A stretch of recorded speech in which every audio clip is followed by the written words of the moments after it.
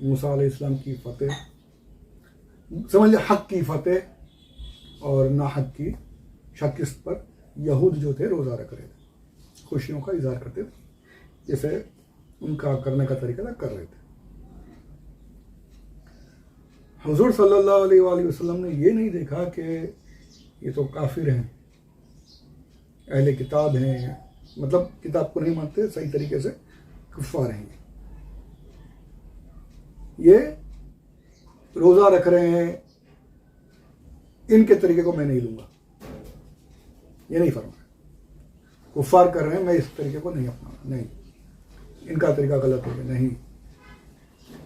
सरकार ने वो चीज़ जो कुफ्फार कर रहे थे, चीज़ सही थी, सरकार ने उसे अपना लिया और उसमें बढ़ा भी दिया, उनसे मुखालिफत भी की, जो उनकी गलत चीज़ें थी उन्हें हटा दिया और अपनी तरफ से उस चीज़ को कुल फरमाया। यानी पता चला कि उस रस्म को, जो तरीका जो चला रहा था, कुफ्फार कर रहे थे, हुजूर ने उसे ख़त्म नहीं किया, वो चीज़ सही थी, उस सही चीज़ को सरकार ने पसंद फरमाया, कुफ्फार के जो दूसरे मामला थे उसे दूर कर दिया। तो यहाँ पता चला कि अगर कोई चीज़ सही हो रही हो, किसी सही चीज़ में कुछ गलत मिल जाए, कुछ जाहिल अगर कुछ गलत मिला दें, कुछ गलत लोग कुछ गलत चीज़ें मिला दें, तो उस चीज़ को मनसूख नहीं किया जाएगा, उस बात को नहीं तोड़ा जाएगा, उसको नहीं छोड़ा जाएगा, बल्कि वो सही तरीके को अपनाया जाएगा और जितनी दूसरी गलत रसूमात है, जितनी दूसरे जो गलत बातें हैं, उनको ज़रूर छोड़ा जाएगा, उनको नहीं लिया जाएगा।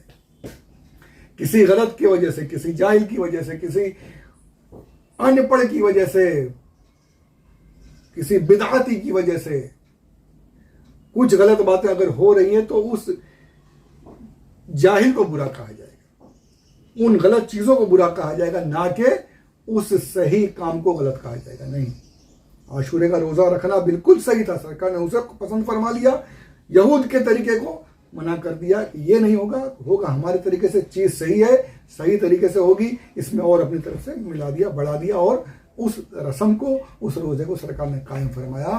तो कहने का मतलब यह है कि इससे ये साबित हुआ कि आज भी भंगेड़ी, चरसी, जाहिल और पता नहीं कैसे कैसे हिजड़े और राफजी बैठ कर जो मज़ारात मुबारका की जो तौहीन कर रहे हैं, बेअदबियाँ कर रहे हैं, आरासात में, उर्सों में जो नाजायज़ और हराम काम हो रहे हैं, कव्वालियाँ हो रही हैं, नाच गाना हो रहा है, औरतें नाच रही हैं, क्या कुछ नहीं हो रहा, ये सारी चीज़ें हराम है। हम कभी इन चीज़ों को जायज़ नहीं कहते और बहुत सी बातें बिदअत से होते होते शिर्क तक भी पहुँच रहे हैं वो लोग, वो हम उनको कभी जायज़ नहीं कहते। लेकिन इन बातों की बिना पर, उन जाहिलों की बातों की बिना पर, उन जाहिलों की वजह से उर्स की सही चीज़ को, उर्स के सही तरीके को हम गलत नहीं कहेंगे।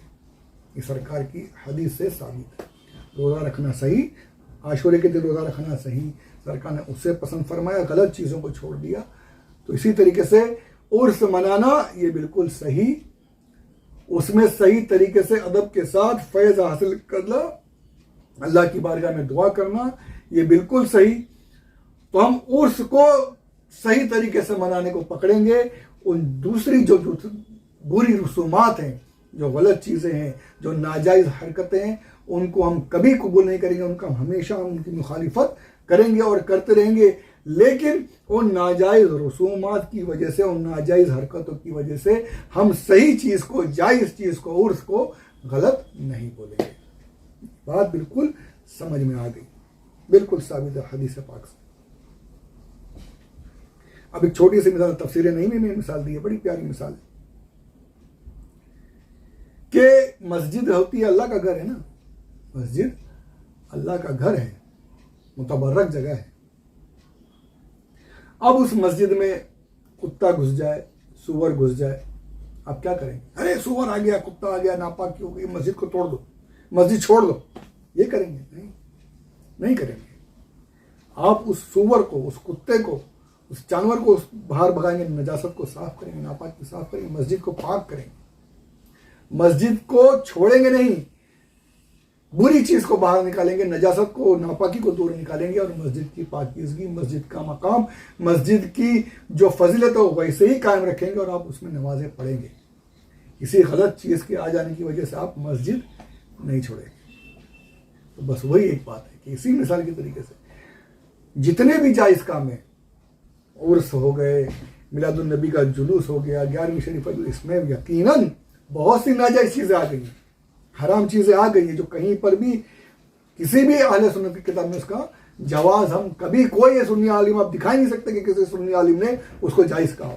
नाजायज़ चीज़ें आ गई, बहुत सी आ गई, क्या क्या ऐसे ऐसे वीडियोज़ आते हैं कि खून खोलता है कि कैसे इनको रोका जाए, ऐसे ऐसे जाहिल आ गए, ऐसी ऐसी बातें हो गई। तो उन नाजायज़ रसूमात की वजह से, नाजायज़ चीज़ों की वजह से जायज़ चीज़ को बोला नहीं जाएगा कि ये हराम नहीं। उन हराम चीज़ों को रोकने की पूरी पूरी कोशिश की जाएगी, उन्हें दूर किया जाएगा, और जो जायज़ तरीक़ा है उसको सही तरीके से करने पर पूरा पूरा जोर दिया जाएगा, पूरी पूरी कोशिश की जाएगी कि सही तरीके से सुन्नत के मुताबिक, शरीयत के मुताबिक चीज़ें हों। तो इस बात को जहन में रखिए। और मैं उनसे कहूँगा कि भाई जो करते हैं तुम्हारी वजह से उर्सों में ढोल धमाके, अब तो डीजे, अल्लाह की पनाह, डीजे ने तो वो हाल किया हुआ है कि अब वो उर्स रहा ही नहीं।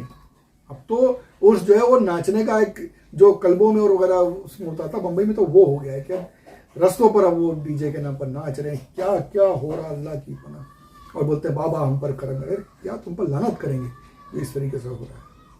अल्लाह की खुदा के वास्ते मेरे भाई जो करते हो रुक जाओ, मत करो। तुम्हारे वीडियोस दिखा दिखा कर भोले भाले सुन्नी मुसलमानों को लोग वहाबी बना रहे हैं, हदस बना रहे, लोगों को दूर कर रहे, अपने मसलक से दूर कर रहे तुम्हारी वजह से। क्या जवाब दोगे अल्लाह की बारगाह में? क्या जवाब दोगे उस वली की बारगाह में जो तुमसे सवाल करेंगे मेरे नाम पर तुमने मेरे मानने वालों को ही मुझसे दूर कर दिया? क्या जवाब? खुदा के लिए पाक अल्लाह हमें हम सबको तौफीक दे कि हम सही तरीके से सही चीज़ों पर अमल कर सकें। आमीन बिजाहिन नबी सल्लल्लाहु अलैहि वसल्लम। दरूद पाक पढ़ें। अल्लाहुम्मा सल्लि अला सय्यिदिना मौलाना मुहम्मद व अला आलि सय्यिदिना मौलाना मुहम्मद व बारिक वसल्लम। सलातु व सलामुन अलैका।